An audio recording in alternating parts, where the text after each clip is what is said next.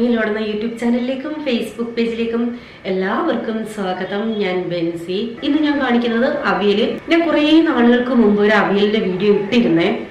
ഒത്തിരി ആളുകൾ അത് ട്രൈ ചെയ്തിട്ട് നല്ല അഭിപ്രായം തന്നു. എൻ്റെ വീട്ടിൽ വെക്കുന്ന രീതിയായിരുന്നു ഞാനന്ന് കാണിച്ചത്. അതായത് കുഴമ്പ് പരുവത്തിൽ കുഴഞ്ഞിരിക്കുന്ന അവിയൽ. എൻ്റെ വീട്ടിൽ മിക്കവാറും അങ്ങനെയാണ് ഉണ്ടാക്കുന്നത്.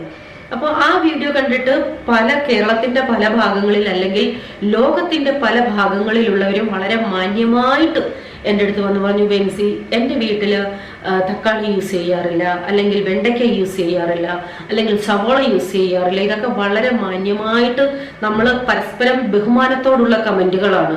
അതെനിക്ക് ഒത്തിരി സന്തോഷമുണ്ട് നിങ്ങൾ എന്നെ അങ്ങനെ അറിയിക്കുന്നതിൽ. അന്നാണ് ഞാൻ അത് അറിയുന്നത് തന്നെ.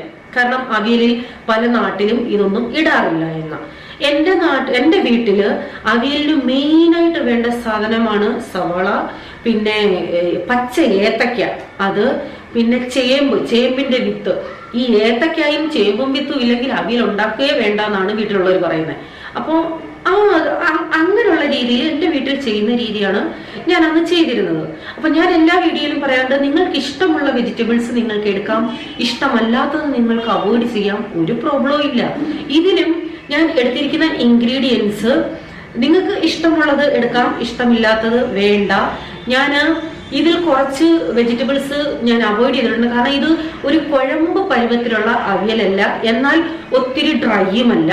അങ്ങനെ ഒരു അവിയലാണിത്. പഴയ അവിയലിൽ നിന്നും കുറച്ച് വ്യത്യാസമുണ്ട്. നല്ല ടേസ്റ്റിയാണ്. സദ്യ സ്റ്റൈൽ അവിയൽ തന്നെ പറയാം. അപ്പൊ എന്തായാലും നമുക്ക് വീഡിയോ നോക്കാം. ഞാൻ പറഞ്ഞു, നിങ്ങൾക്ക് ഇഷ്ടമില്ലാത്ത വെജിറ്റബിൾസ് ഉണ്ടെങ്കിൽ ഇതിൽ നിന്ന് തീർച്ചയായിട്ടും മാറ്റാം. ഈ മെത്തേഡ് നിങ്ങളൊന്ന് ചെയ്തു നോക്കുക.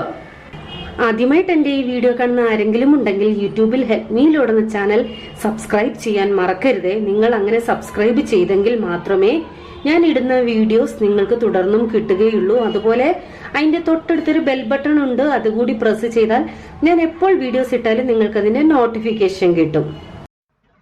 അപ്പോൾ എനിക്ക് മെയിനായിട്ട് വേണമെന്ന് പറഞ്ഞ ഏത്തക്കായും അതുപോലെ ചേമ്പിന്റെ വിത്തും കിട്ടിയിട്ടില്ലേ.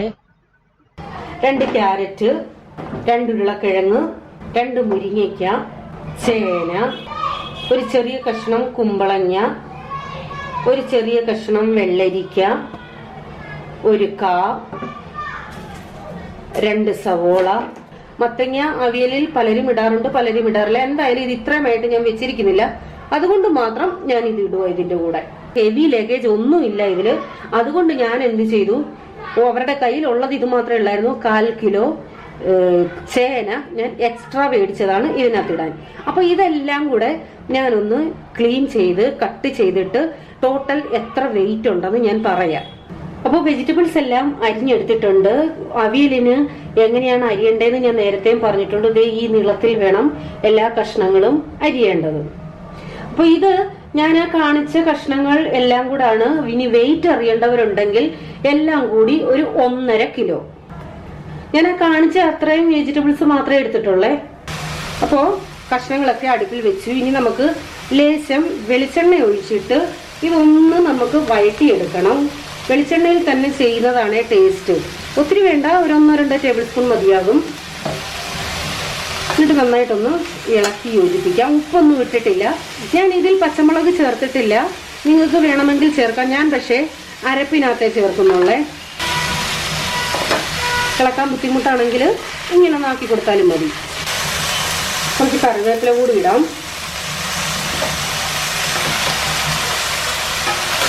തീ കൂട്ടിയിട്ട് കഷ്ണങ്ങൾ അടുക്കി പിടിപ്പിക്കേണ്ട. ആ വെളിച്ചെണ്ണ കഷ്ണങ്ങളിൽ എല്ലാം ഒന്ന് മിക്സ് ആവണം. തീ ഏറ്റവും സ്ലോയിലിട്ടേച്ച് നമുക്കൊന്ന് അടച്ചിടാം.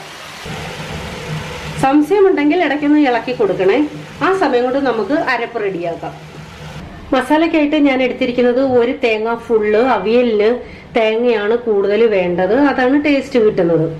പിന്നെ കുറച്ച് കറിവേപ്പില എടുത്തിട്ടുണ്ട് അരയ്ക്കാനായിട്ട്. 1/4 ടീസ്പൂൺ മഞ്ഞൾപ്പൊടി, 1 ടേബിൾ സ്പൂൺ ജീരകം, നല്ല ജീരകം, ചെറിയ ജീരകം.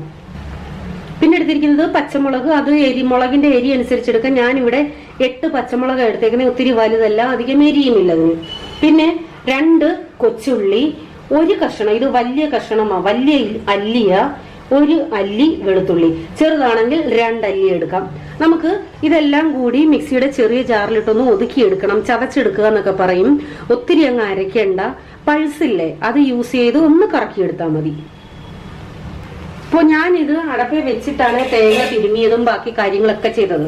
അപ്പൊ അത്രയും സമയം ഇത് ഇങ്ങനെ ചെറിയ തീയില് ഇതിൽ തന്നെ കിടന്നത് പകുതിയോളം വെന്ത് കഴിഞ്ഞു കഷ്ണം. ഇടയ്ക്ക് ഞാൻ 2-3-4 പ്രാവശ്യം ഇളക്കിയൊന്നിട്ടായിരുന്നു. ഒരു തുള്ളി പോലും വെള്ളം ചേർത്തിട്ടില്ല. ആ എണ്ണയും വെജിറ്റബിൾസ് നിറങ്ങിയ വെള്ളമൊക്കെയാ. ഇത് ഒട്ടും അടുക്കി പിടിച്ചിട്ടില്ല.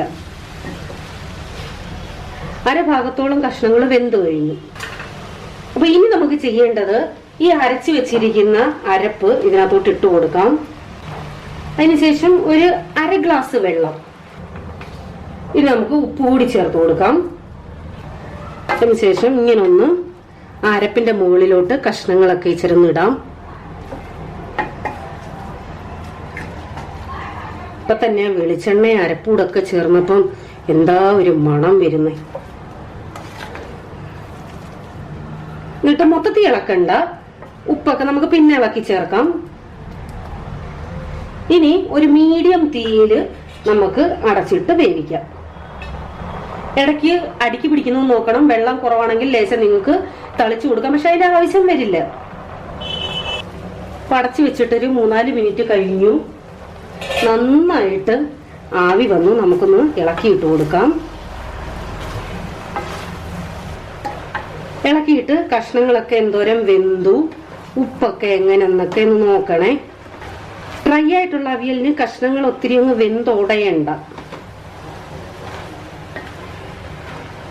പക്ഷെ ഞങ്ങളുടെ വീട്ടിലും കൂടുതലും ഇങ്ങനെ ഡ്രൈ ആയിട്ട് അങ്ങനെ അധികം ഉണ്ടാക്കാറില്ല. നല്ല കുഴമ്പ് പരുവത്തിലുള്ള, ഞാൻ നേരത്തെ വീഡിയോ ഇട്ടില്ലേ, അത്രയും അവിയലാ കൂടുതലും ഉണ്ടാക്കുന്നത്. ഇതിപ്പോ രാത്രിയിലാണ് ഞാൻ ഷൂട്ട് ചെയ്യുന്നത്, അതിന്റെ ആണോ എന്നറിയില്ല. കളറ് നല്ലതായിട്ട് കാണുന്നില്ല, നല്ല മഞ്ഞ കളറാണ്. എന്താണെന്നറിയ, ഇത്ര ക്യാമറയുടെ സെറ്റിംഗ് ഒക്കെ ഇനി മാറിക്കിടക്കുവാണോ, കളറൊന്നും കറക്റ്റ് കിട്ടുന്നില്ല. ഒത്തിരി ഇട്ടങ്ങ് ഇളക്കി ഉടയ്ക്കണ്ട.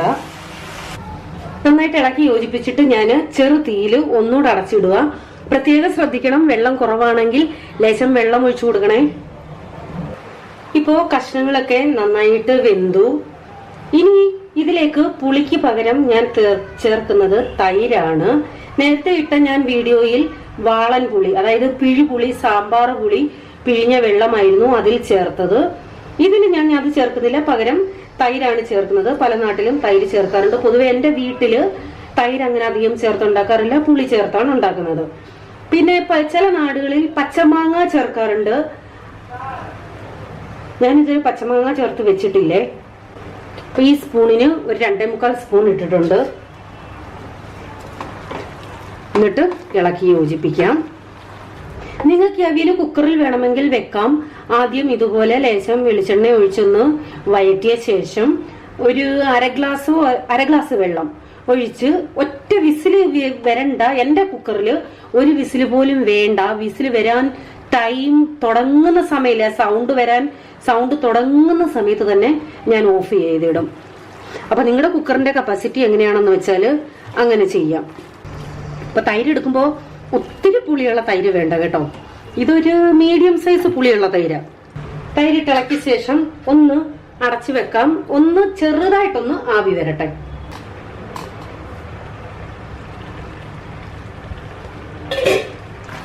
ഒരു 1 മിനിറ്റ് അത്ര മതിയെ തൈര് ഒഴിച്ചിട്ടിട്ട് മതി. ഇനി നമുക്ക് തീ ഓഫ് ചെയ്യാം.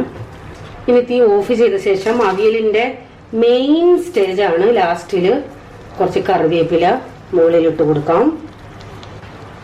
അതിനുശേഷം കുറച്ച് വെളിച്ചെണ്ണ. അവിയലിന്റെ മെയിൻ ആണ് ഇത്. അതിനുശേഷം ഇപ്പോഴേ ഇളക്കൊന്നും വേണ്ട, ഇങ്ങനെ തന്നെ അടച്ച് വെച്ചേരെ. വെളിച്ചെണ്ണയും കറിവേപ്പിലയും ഇട്ട ശേഷം പെട്ടെന്നൊന്നും തുറക്കണ്ട, ഇതിങ്ങനെ തന്നെ ഇരിക്കട്ടെ.